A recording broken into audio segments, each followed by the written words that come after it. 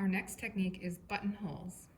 So you need one 5x10 muslin piece and one 5x5 iron-on interfacing piece. Interfacing is a stabilizer. It is this piece that I put in here, this white. On one side it has little dots and on the other side it's smooth. And the little dots are adhesive. So you put that face down to the fabric that you want it to glue to, essentially. And then we sandwich it inside the muslin and iron it.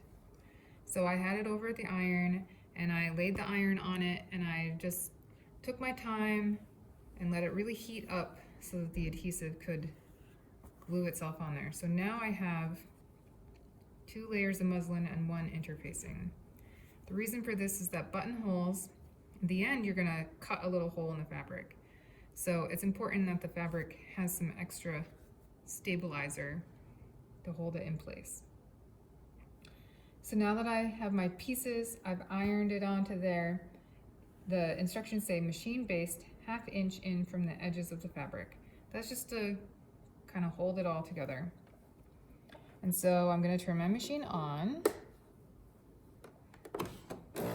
And I have it threaded from before. I have my regular foot on there, and basting stitch means temporary and also is the longest stitch length. So I go all the way up to a number 5. Here on the sewing machine are little dashes,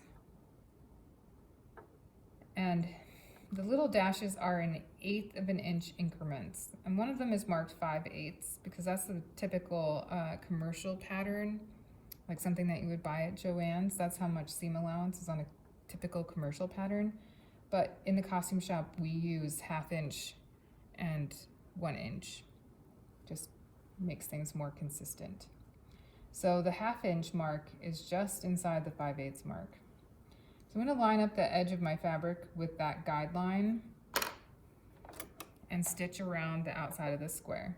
And I do not back stitch because it is a basting stitch.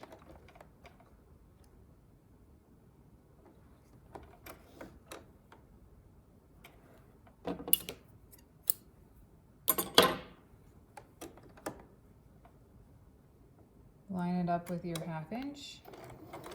And this is just to hold it together. If it's not exactly perfect on the edges, you know how it's kind of sticking out uneven there, that's okay. It's about the buttonholes.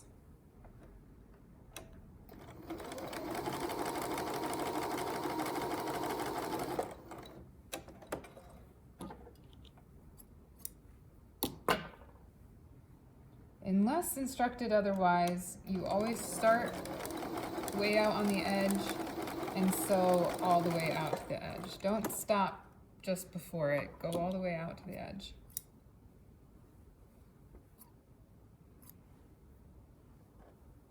Just trimming my threads. Okay, next is mark guidelines for 3 7/8 buttonholes. So I want you to make a couple of buttonholes just to get the practice for it. And what you're gonna do is draw yourself a line.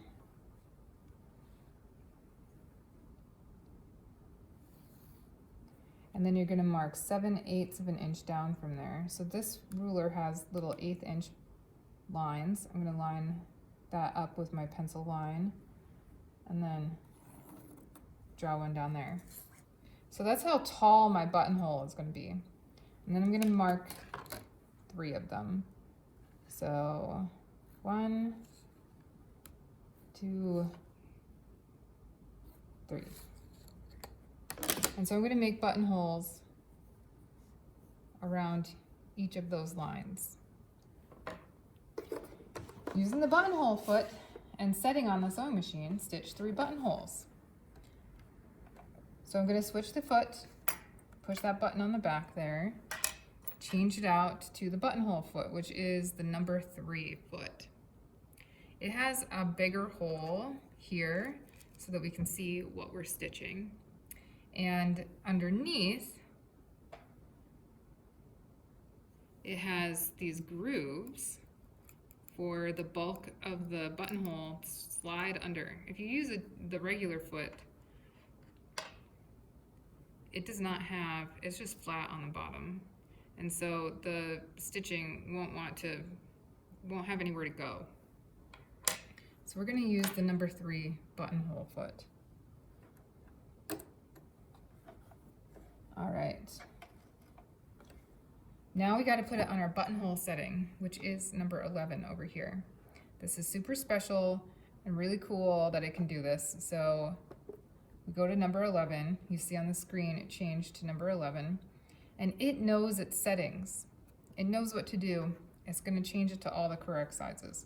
And right now we see that this line is flashing because a buttonhole is basically a rectangle. So we're going to let the sewing machine do that side of the button of the hole. So I'm going to line it up so that my needle is center on the top of the intersection of my line, and I'm going to just press the foot pedal, and it knows what to do. And so it zigzags down the left side of the buttonhole, and then I get to the bottom, I stop, and to move on to the next step, I just touch the reverse button once. And now it knows what to do. So it's going to go up the other side, backwards, and then I'm going to touch it again. It's going to bar tack at the top, and then zigzag back down the right-hand side of the buttonhole. When I get to the bottom of it, I'm going to press this button again, and it's going to go across at the bottom. And when it's done, it stopped on its own. I didn't even take my foot off the pedal.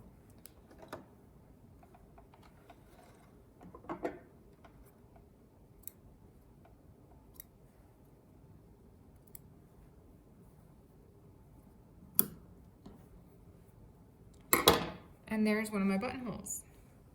I'm gonna stop and try to zoom in a little closer so you can see what I'm seeing right on top of there.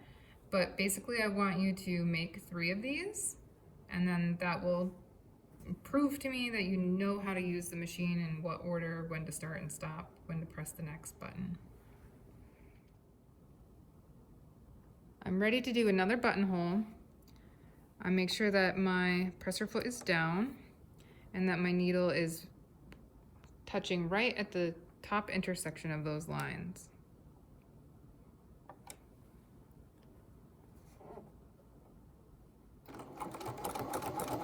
It zigzags down the left-hand side,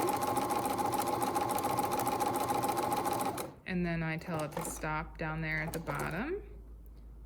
Next step, it back stitches up the other side.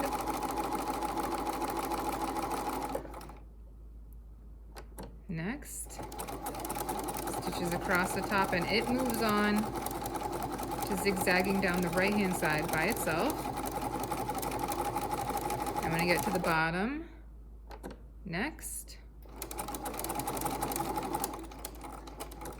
and then it's done. So that's your buttonhole times 3.